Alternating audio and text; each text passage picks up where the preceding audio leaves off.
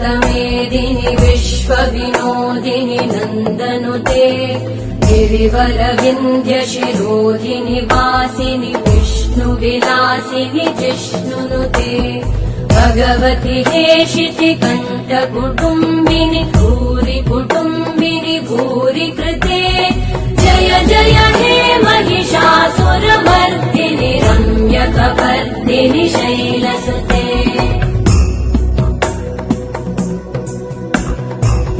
सुरवरवर्षिणि दुर्धरधर्षिणि दुर्मुखमर्षिणि हर्षरते